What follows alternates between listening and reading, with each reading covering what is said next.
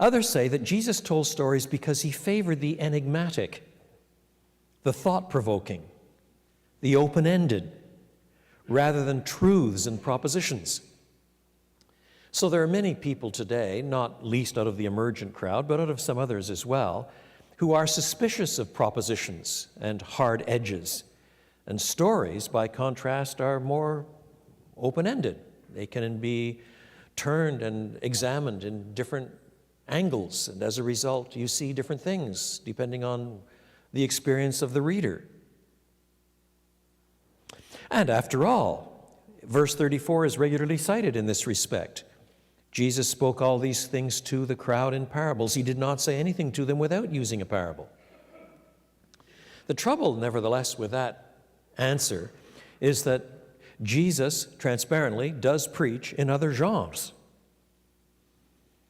It is easy to find lots of wisdom examples, for instance. In wisdom examples, regularly you have a simple dichotomy.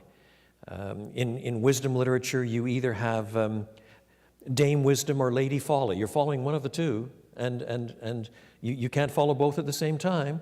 So at the end of the Sermon on the Mount, you have a typical wisdom preacher. You either build your house upon the rock or you build your house upon the sand. It's one of the two. No point saying, I don't like either. I'm heading for hard pan clay myself. That's not wisdom. In wisdom literature, you build on one or the other.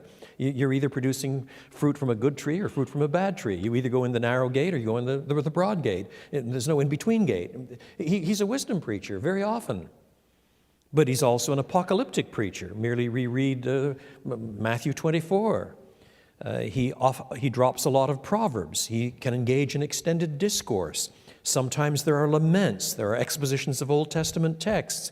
There are non-narratival extended metaphors, like his utterances in John 10, for example, on the sheep and the shepherd, or in John 15 on the vine and viticulture. There is dialogue. There are provocative questions. Jesus is an astonishingly flexible preacher in terms of literary genre. So to argue that he preferred parables because they were enigmatic and open-ended simply means that somebody's not paying attention to the text. It's just too desperately reductionistic.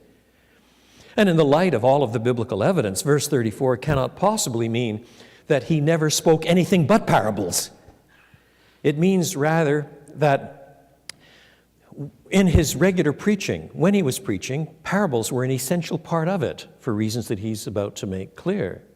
He didn't preach without using parables. That is, this was an essential component, as were propositions, as were proverbs, as were many other forms, essential parts of his preaching pattern.